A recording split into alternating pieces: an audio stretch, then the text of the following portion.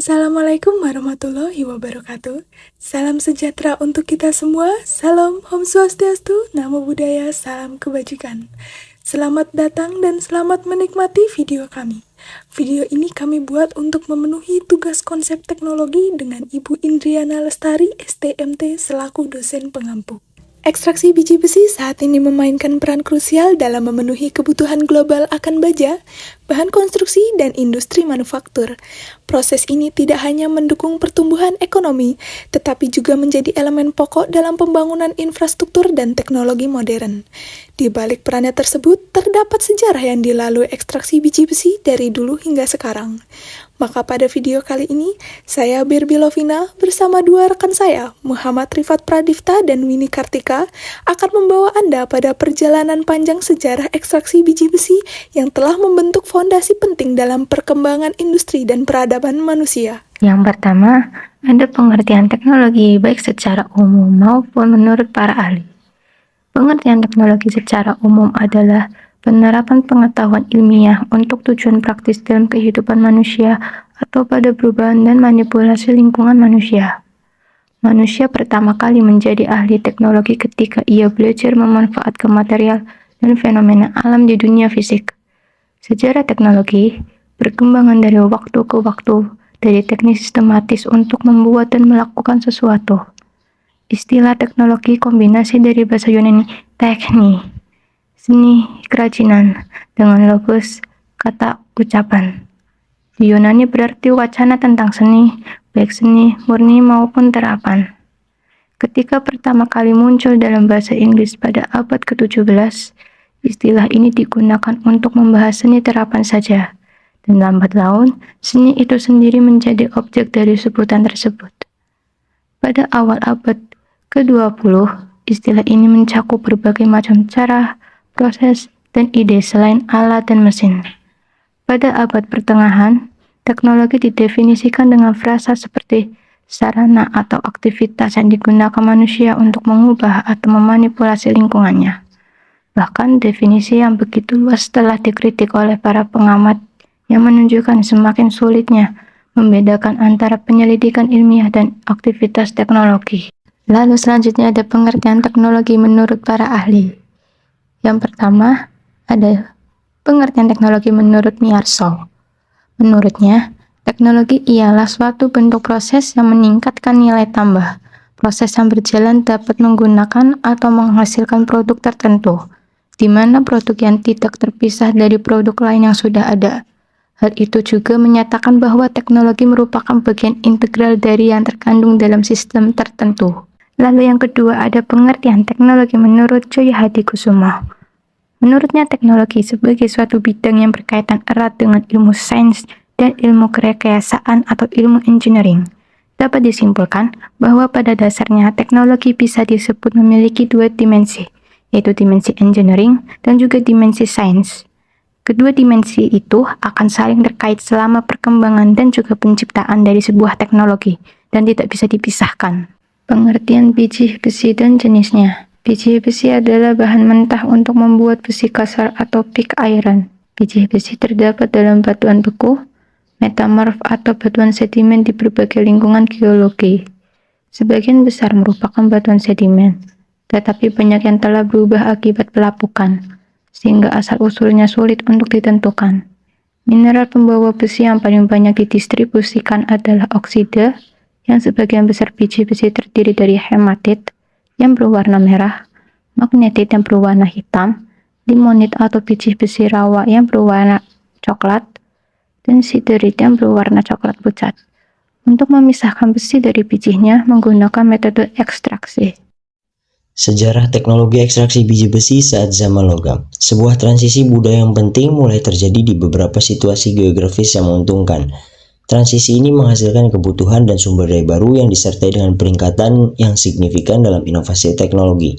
Transisi zaman batu baru menuju zaman logam telah memungkinkan pertumbuhan populasi, dan populasi yang lebih besar pada gilirannya menciptakan kebutuhan akan produk pengrajin khusus dalam berbagai komoditas. Para pengrajin ini termasuk sejumlah pengrajin logam. Pertama-tama mereka yang mengolah logam yang dapat dengan mudah diperoleh dalam bentuk logam dan terutama logam lunak.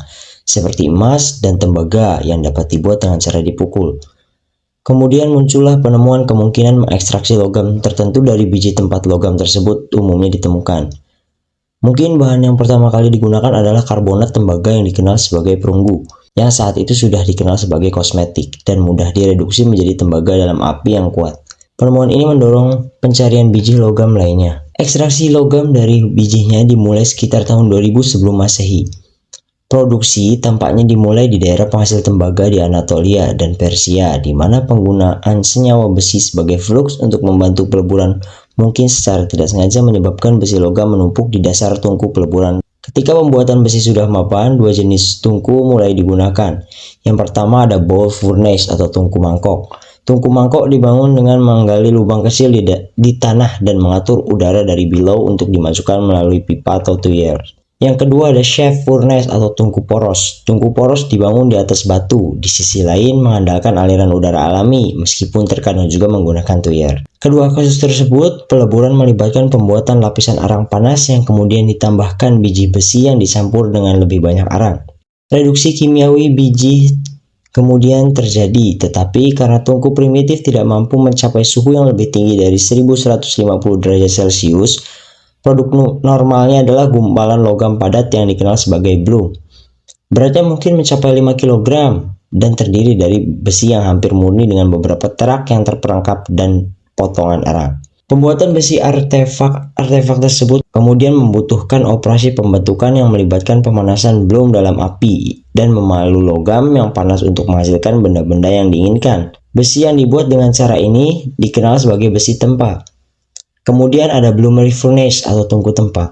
Bloomery furnace adalah tungku yang digunakan secara luas untuk proses peleburan besi dari unsur oksida. Bloomery furnace merupakan peralatan paling primitif yang bisa meleburkan biji besi yang memiliki struktur seperti cerobong asap yang terbuat dari tanah liat, atau batu yang dibangun ke dalam lubang tanah.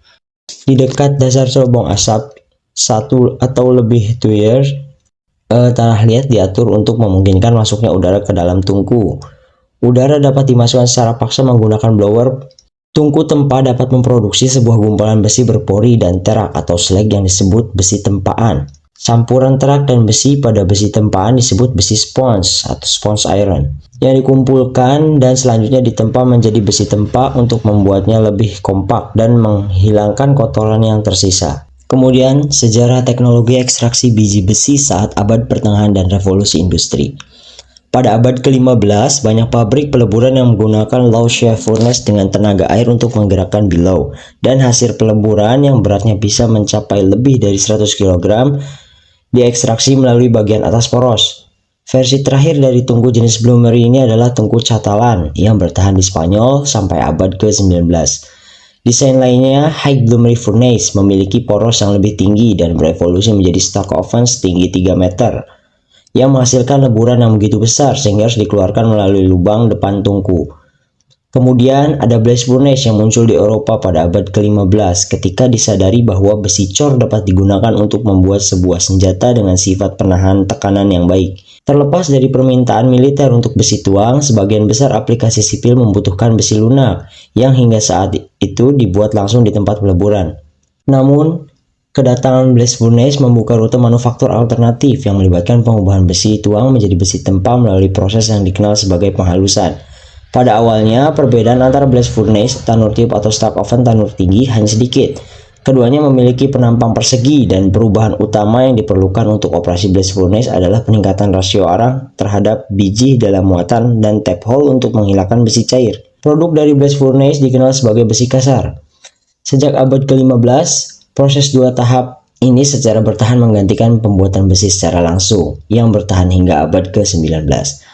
Pada pertengahan abad ke-16, blast furnace dioperasikan secara terus-menerus di Inggris bagian tenggara. Peningkatan produksi besi menyebabkan kelangkaan kayu untuk arang dan kemudian digantikan oleh batu bara dalam bentuk kokas. Karena kekuatan kokas yang lebih tinggi memungkinkan untuk menopang muatan yang lebih besar. Selanjutnya, muncul mesin uap untuk menggerakkan silinder penghembus yang berarti blast furnace dapat diberikan lebih banyak udara. Hal ini menciptakan potensi masalah bahwa produksi besi kasar akan jauh melebihi kapasitas proses pemurnian.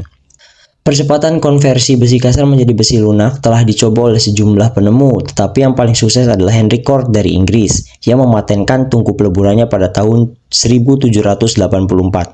Cort menggunakan tungku gema berbahan bakar batu bara untuk meleburkan muatan besi kasar yang ditambahkan oksida besi untuk membuat terak. Mengaduk genangan logam yang dihasilkan menyebabkan karbon dihilangkan melalui oksida bersama dengan silikon, fosfor, dan mangan. Hasilnya, titik leleh logam meningkat menjadi semi padat meskipun terak tetap cukup cair.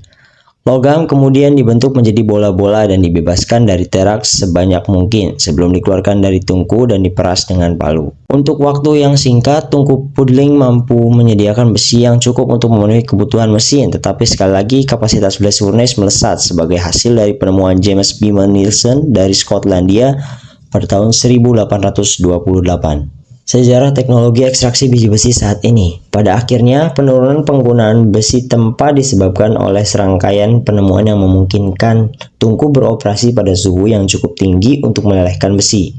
Hal ini kemudian memungkinkan untuk memproduksi baja yang merupakan bahan yang lebih unggul. Pertama, pada tahun 1856, Henry Bessemer mematenkan proses konverternya untuk menghembuskan udara melalui besi kasar cair. Dan pada tahun 1861, William Simmons mengambil paten untuk tungku perapian terbuka regeneratifnya. Pada tahun 1879, Sidney Gilchrist Thomas dan Percy Gilchrist mengadaptasi konverter Bessemer untuk digunakan dengan besi kasar fosfor. Sebagai hasilnya, proses dasar Bessemer atau Thomas diadopsi secara luas di benua Eropa, di mana biji besi fosfor tinggi berlimpah. Selama sekitar 100 tahun, proses perapian terbuka dan proses berbasis Bessemer bersama-sama bertanggung jawab atas sebagian besar baja yang dibuat, sebelum digantikan oleh basic oksigen dan tungku busur listrik, electric arc furnace.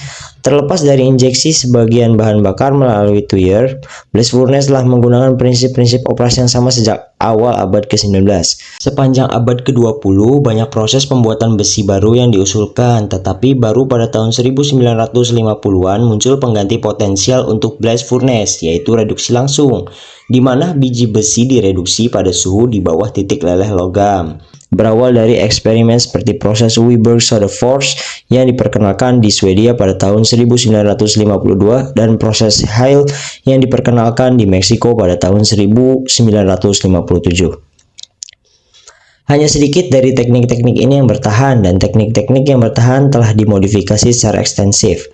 Metode pembuatan besi alternatif lainnya, reduksi peleburan, memiliki cikal bakal dalam tungku listrik yang digunakan untuk membuat besi cair di Swedia dan Norwegia pada tahun 1920-an. Teknik ini berkembang menjadi metode yang didasarkan pada konverter pembuatan baja oksigen yang menggunakan batu bara sebagai sumber energi tambahan, dan pada tahun 1980-an teknik ini menjadi fokus kegiatan penelitian dan pengembangan yang ekstensif di Eropa, Jepang, dan Amerika Serikat. Dari penjelasan barusan, dapat disimpulkan bahwa ekstraksi biji besi telah menjadi bagian penting dari sejarah manusia. Teknologi ekstraksi biji besi semakin berkembang dari zaman ke zaman. Perkembangan tersebut dimulai dari menggunakan tungku sederhana pada zaman logam, hingga tungku modern yang sudah menggunakan listrik.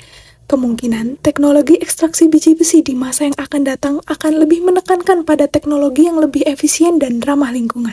Oleh karena itu, diharapkan ekstraksi biji besi dapat menjadi panggung bagi inovasi berkelanjutan yang akan mengarah pada metode yang lebih ramah lingkungan dan efisien, serta dapat mendukung pemenuhan kebutuhan industri saat ini dan di masa depan. Maka, sampailah kita pada akhir video. Kami meminta maaf yang sebesar-besarnya apabila penjelasan yang disampaikannya memenuhi harapan atau memberikan seluruh informasi yang dibutuhkan. Terima kasih sudah menonton video kami sampai akhir.